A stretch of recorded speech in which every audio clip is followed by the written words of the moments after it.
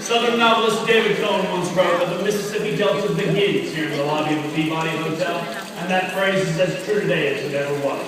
The Peabody's history begins back in 1869, just a couple of blocks from here, over at Main and Monroe. Colonel Robert Brinkley was our founder. He set out to build the finest hotel the Mid-South had ever seen, and named it the Brinkley House. He succeeded on that first one, but just before the grand opening, his good friend Mr. George Peabody passed away. Mr. Peabody was not just a good friend of the owner, he was also a noted humanitarian and philanthropist. It was in his honor that the name was changed last minute from Brinkley House to the Peabody Hotel. And the Peabody has always been a symbol of Southern hospitality and elegance. It was so at Main and Monroe until 1923. It had been decided that we needed to expand and relocate to here, 149 Union Avenue. After 2 years and about $5 million in construction, on September 1st, 1925, the Peabody reopened its doors to the beautiful hotel we stand in today. The Peabody has also served as a social center here in Memphis. We have played host to countless weddings, proms, graduations, and celebrations. Many of those have been hosted on our Peabody rooftop, where we have a gorgeous view of downtown Memphis and the Mississippi River, as well as the Royal Duck House, the lavish livings of our fine feathered friends. If you would like to visit the rooftop, it'll be open after 6 o'clock tonight. Just hop into our elevators, hit S for Skyway right next to the number 12, and take a right out the double doors. On the way back down, or while we're waiting for the rooftop to open at 6, I encourage us to visit our memorabilia room. It's up here on the mezzanine, just above the gift shop. In there we have artifacts and stories unique to the Peabody's history. We have portraits of presidents and stars who have graced our halls. We've had every president since Harry Truman joined us here at the hotel. We have a piece of Elvis Presley's first contract, signed here in this very lobby. And of course we have my favorite artifact, a memo from our general manager to the chef over at Chez Philippe, saying that there will be absolutely no duck served on any menu here at the hotel. So ladies and gentlemen, we are of course here to see the march of the Peabody Ducks, but if we haven't done so before, it may surprise us that our whole tradition here got started with a bit of a practical joke. In 1933, our general manager, Mr. Frank Shutt, and his friend Chip were out hunting in Arkansas. They brought with them some live duck decoys to help them hunt, and some Jack Daniels to help them keep warm. The gentlemen ended up focusing so much on keeping warm that they forgot to actually do hunting. And so, when they returned to the hotel, they were unloading their truck and found that they had forgotten to leave their 3 English call ducks back at the farm. They improvised, snuck them into the hotel lobby, and let them loose into our fountain instead. Their deed done, the gentlemen retired to their rooms for the night, but when they came back down the next morning, they were in quite a bit of a different mood. They realized that they had left live waterfowl in their very fancy hotel, and were mortified to find that the ducks had actually stayed in the fountain the entire night long, and a group of guests had gathered around to gawk at the ducks. They rushed over to the fountain, apologized profusely, said, "We're so sorry, we'll clean these ducks right away. Clean these ducks up and get them out of here." And the guests said nothing. We love the ducks. They weren't gawking at all. In fact, they welcomed the new visitors, and new visitors' ducks have been for the past 79 years. Now, in 1940, we had a gentleman join us, a fellow named Mr. Edward Pembroke. Mr. Pembroke was a retired animal trainer from Ringling Brothers and Barnum and Bailey Circus.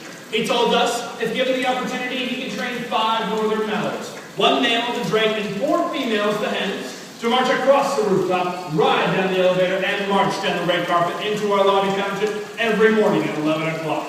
There they would stay until 5 p.m., when he would usher them out of the fountain, march them back up the red carpet, up the elevators, and back to their rooms. Mr. Pembroke did this for us, ladies and gentlemen, for 50 years. He also took the ducks all across the country.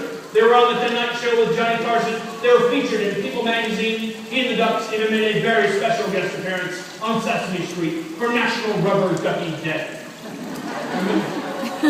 And Mr. Pembroke did so much for the hotel, but especially for our ducks, that he was named the world's first duck master.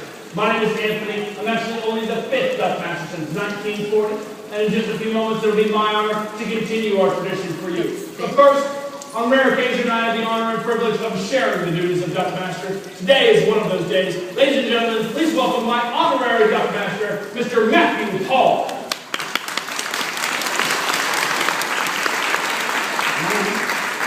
Ladies and gentlemen, Mr. Matthew Paul, tomorrow will be celebrating his first day as 10 years old, and today he's celebrating his first day as a duck. Now, I want us all to understand what it means to be an honorary Duck Master here at the hotel. It is an official station, it has official duties, and as such, it has an official proclamation. Whereas the daily march of the world-famous Peabody Ducks is a time-honored tradition, begun in 1933 and attended by countless visitors. And whereas the care and protection of the Peabody Ducks must be attended to on a daily basis, and can only call for persons of high standards and great distinction, and whereas you are such a person, be it resolved that on June 17, 2012, Mr. Matthew Paul has been chosen honorary Duckmaster.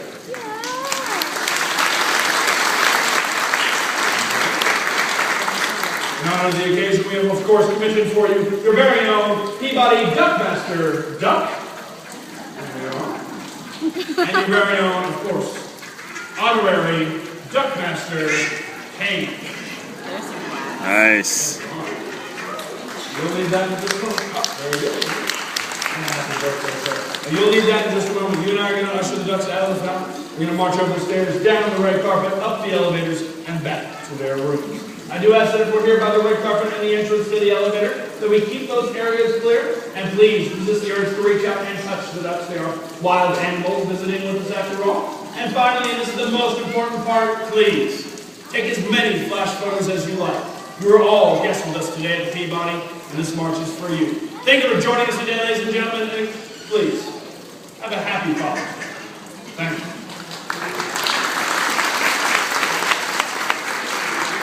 Ladies and gentlemen, good evening, and your attention. Welcome to the historic Peabody Hotel. At the center of the grand lobby, the point where the Mississippi Delta has been set to begin, stands the classic Peabody fountain, carved from one piece of Italian travertine marble. Although famous in its own right, the fountain is better known to the world because of its reservation. So I may direct your attention to the fountain now.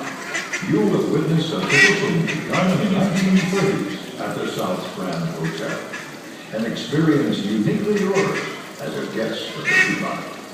Preparing to return to their penthouse on the plantation roof for the night. Ladies and gentlemen, the march of the world-famous Peabody Ducks.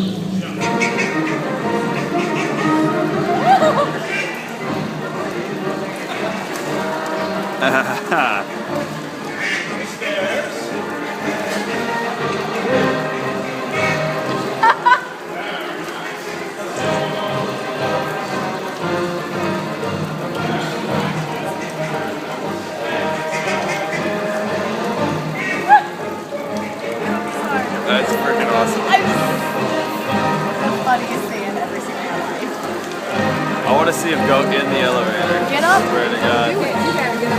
There we go. Oh, man.